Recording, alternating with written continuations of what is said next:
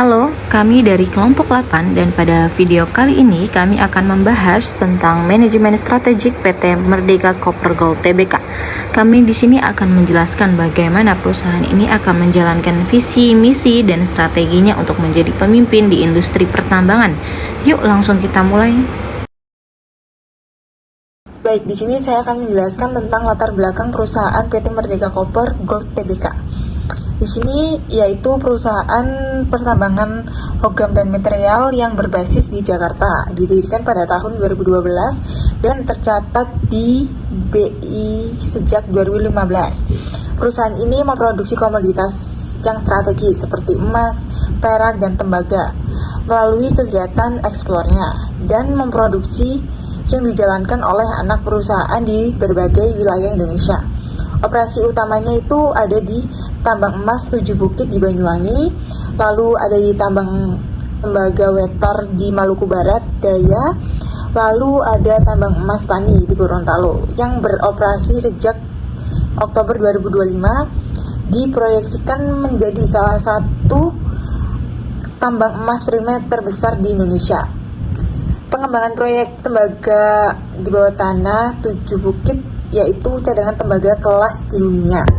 Nah, untuk mendukung transformasi energi global, Merdeka juga mengembangkan bisnis bahan baterai kendaraan listrik melalui PT Merdeka Battery Materials Tbk.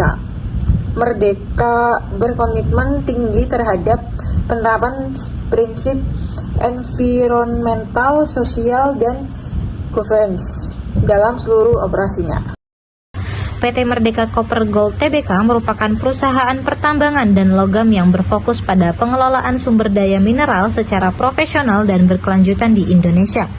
Perusahaan ini memiliki visi untuk menjadi pemimpin global dalam industri pertambangan dan logam Indonesia.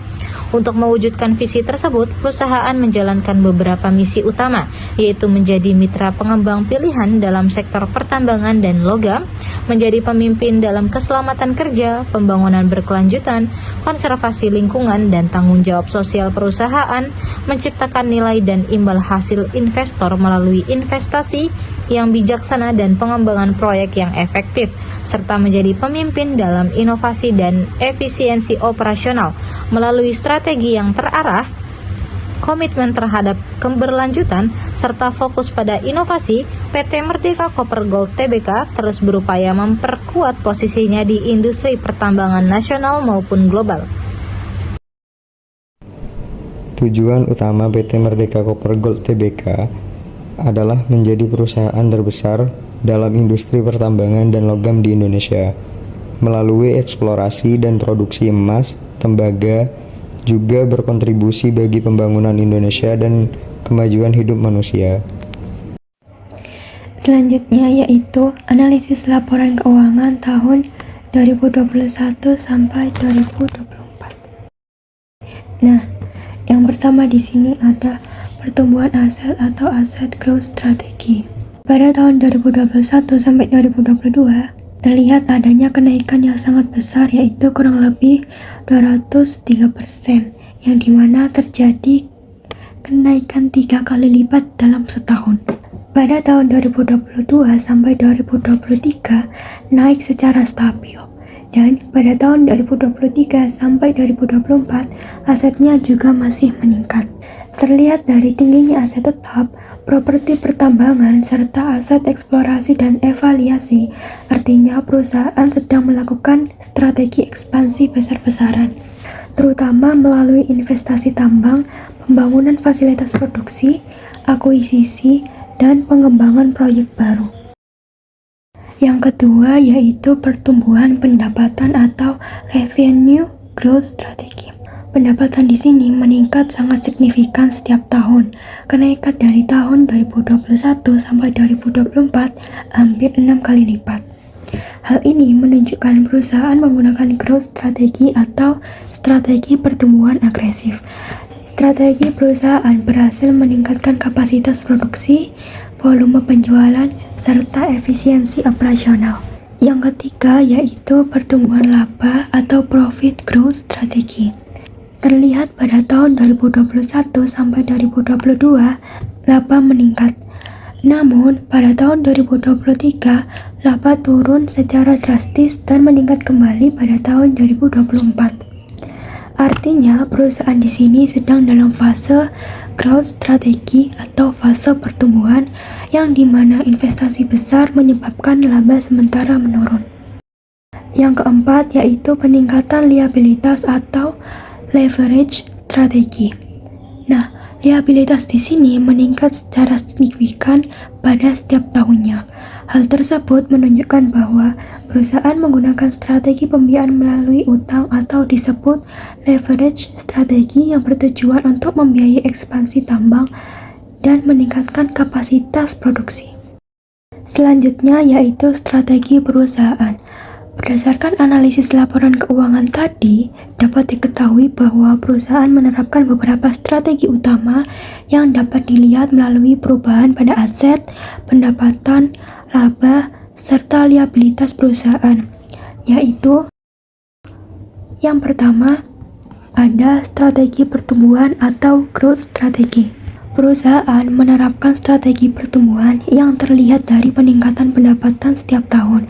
Pendapatan perusahaan meningkat dari $380 juta pada tahun 2021 menjadi $2.239 miliar pada tahun 2024. Peningkatan ini menunjukkan bahwa perusahaan berhasil meningkatkan kapasitas produksi dan volume penjualan. Yang kedua yaitu strategi ekspansi atau expansion strategi. Strategi ekspansi terlihat dari peningkatan total aset perusahaan yang meningkat dari $1,27 miliar pada tahun 2021 menjadi $5,23 miliar pada tahun 2024. Peningkatan aset ini terutama berasal dari peningkatan aset tetap, properti pertambangan, serta aset eksplorasi dan evaluasi. Hal ini menunjukkan bahwa perusahaan melakukan pengembangan tambang dan investasi pada proyek baru.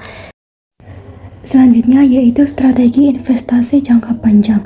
Perusahaan juga menerapkan strategi investasi jangka panjang yang terlihat dari besarnya investasi pada aset pertambangan dan aset eksplorasi. Investasi ini bertujuan untuk mendukung pertumbuhan perusahaan dalam jangka panjang. Meskipun investasi ini menyebabkan peningkatan biaya dan membuat laba tidak meningkat secara signifikan dalam jangka pendek, strategi ini penting untuk memastikan keberlanjutan operasional perusahaan di masa depan. Yang keempat yaitu strategi pembiayaan melalui utang atau leverage strategi.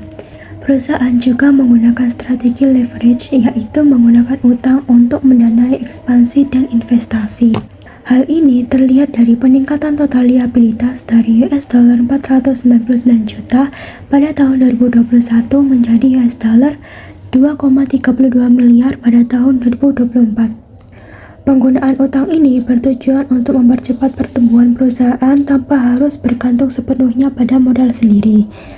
Dan yang terakhir yaitu strategi penguatan kapasitas produksi. Peningkatan aset tetap, properti pertambangan, dan aset eksplorasi menunjukkan bahwa perusahaan berfokus pada peningkatan kapasitas produksi. Hal ini bertujuan untuk meningkatkan kemampuan perusahaan dalam menghasilkan dan menjual produk tambang. Analisis SWOT PT Merdeka Copper Gold Tbk. Yang pertama ada strength atau kekuatan, pertumbuhan aset yang sangat signifikan, peningkatan pendapatan yang sangat tinggi, investasi besar pada aset pertambangan dan eksplorasi, ekuitas yang akan terus meningkat.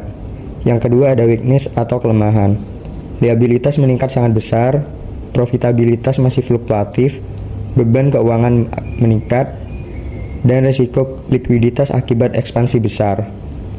Yang ketiga ada opportunity atau peluang, permintaan global terhadap tembaga, emas, dan nikel meningkat, potensi peningkatan produksi dari proyek baru, peluang ekspansi pasar internasional, dan pertumbuhan industri pertambangan dan energi.